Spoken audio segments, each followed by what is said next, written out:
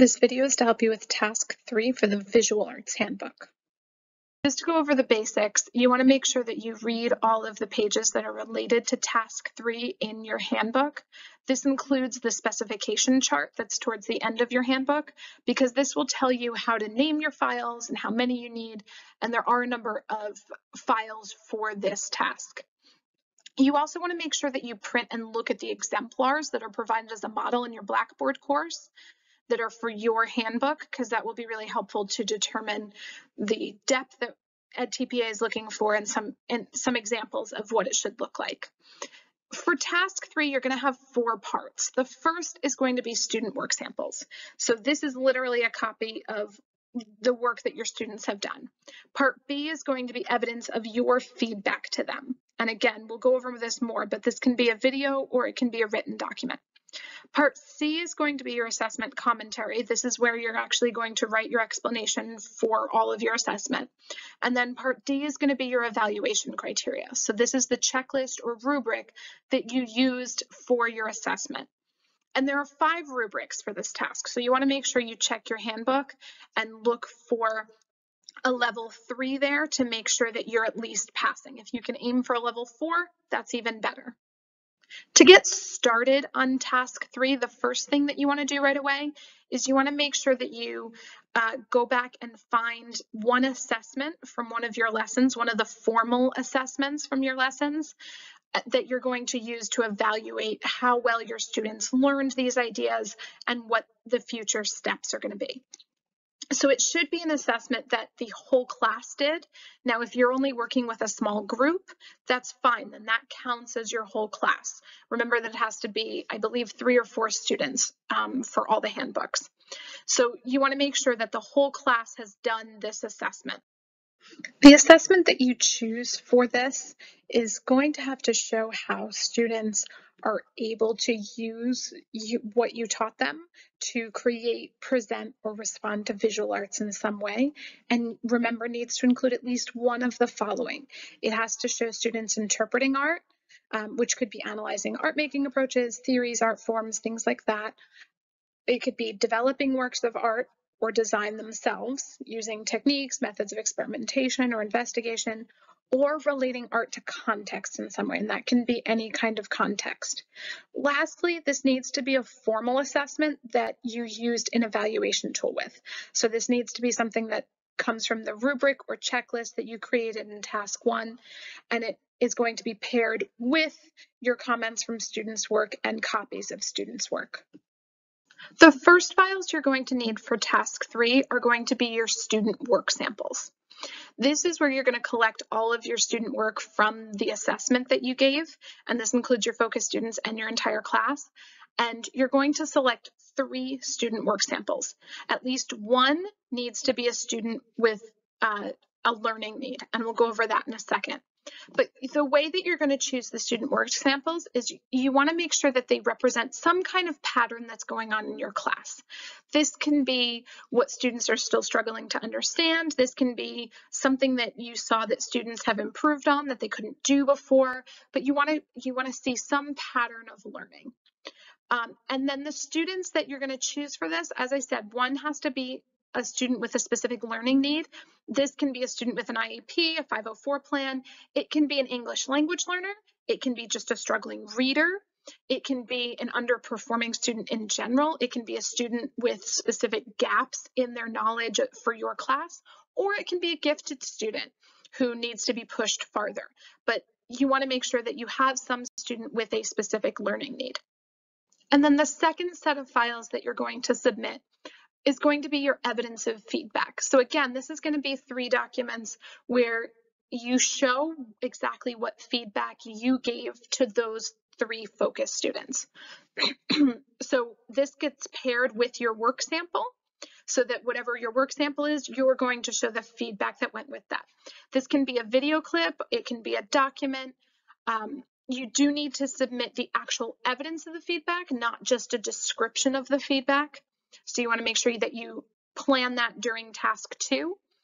And you are also, this is going to match up with the rubric or checklist that you are going to include for part 4, for part D. So you want to make sure that you're using the rubric now filled in to show students what they did well in and what they still need to improve on according to your original objective for the lessons. Next, your feedback needs to be both positive and constructive. So it's great to give positive feedback, but you also definitely need to give constructive feedback. You need to give them advice on how they can do better next time. The feedback can be displayed and edited work, so that's fine. This can be also based on feedback that they've gotten previously. And just remember that good job is not feedback. That feels good, but it's a little bit like junk food. It doesn't tell students what they did well that they should continue to do, and it also doesn't tell them how they can improve on things. You want to make sure that your feedback is based on your objectives and exactly what you wanted them to learn. And it's in the rubric, and it's part of the assessment.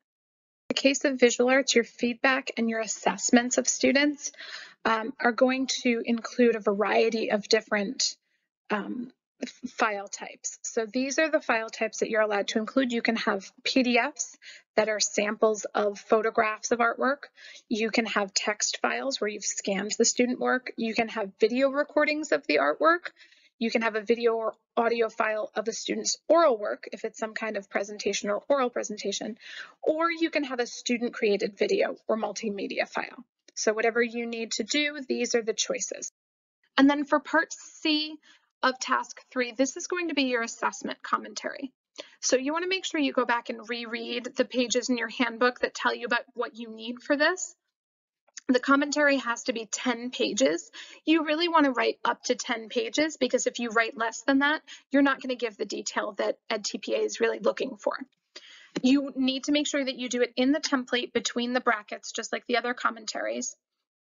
And the actual assessment that you're using for task 3 needs to be a blank copy that should be at the end of your commentary. I know this can be somewhat confusing because it doesn't actually say that it should go there, but you want to include the blank assessment up to 5 pages. If it's longer than that, just choose 5 pages of it that most show that assessment. But it's going to be within your template just at the very end. And don't worry, this does not count towards your page count. And then lastly, you want to make sure that you have citations at the end. These also do not count toward the page count. Question 4B especially asks for citations, and you want to make sure that you have at least 2 of them. And these need to be well-established and trustworthy sources, right? You're not using regular websites. You want to make sure that you've used what you've learned in classes to cite real research. And you don't need to worry about the style of your citations. Any style is fine. So you can use MLA, you can use APA. That doesn't matter as long as you have the citations and their quality. Lastly, for Part D, you're going to be submitting your evaluation criteria. This is going to be the blank version of the rubric or checklist that you used for your assessment. And this is the criteria that you're using to evaluate this particular assessment, to evaluate your students. You also need to have a modified rubric or checklist, and this is going to be modified for any students with special learning needs. So if you have any IEP students, they're going to have a different rubric of what they needed for this assignment, what they needed to show you, or maybe if you have ELLs. It's up to you what special learning needs you're using to modify your rubric, but you want to make sure that you have a second rubric that shows how some students had to show you differently what they could know. It also needs to include the target score. So the target score is what it means to pass the test. Is it 70%? Is it 4 out of 5 questions? What is the target score that shows that students have mastered this assessment? And you want to make sure that you have that so that you know exactly who has passed your assessment and who has not yet. And remember that this is not filled in. This needs to be a blank copy of your rubric or checklist. Just some things you want to remember. When writing your assessment commentary, everything is already complete and now you're just analyzing the data. So this is not you giving an assessment. This is about how you're analyzing how the students did so that you know what to teach next. The second thing you want to remember is make sure to respond to the prompts. You really want to make sure that you're answering the actual question they're asking. If you're repeating the same thing for every question, you're probably not reading the question closely enough. The third is that you want to look at your work against the exemplar. Remember that a level 3 is passing, a level 2 is not passing. So you want to make sure that you have exactly what's in that level 3 or the level 4 box for each of the rubrics for task 3. And then lastly, it is absolutely okay if not all of your kids did well. It's actually okay if a lot of them didn't do well. This is not a formal evaluation like we have in school. This is just to show how you can analyze how your students do and what they need next. So if you have all your students pass and do really well, you can't show that. You want to make sure that you have some students that are challenged enough that you have to give them more instruction on this. So it is absolutely okay if your students did not perform well. You want to make sure that you include that. You're absolutely free to talk about that in your commentary. It makes you seem as though you really can reflect on your students and be honest about what they need, and that you can analyze your data well. And then when you have all of the parts of your task 3 completed, make sure you read the specifications chart one more time to make sure that you've labeled them correctly, that you have the files formatted appropriately.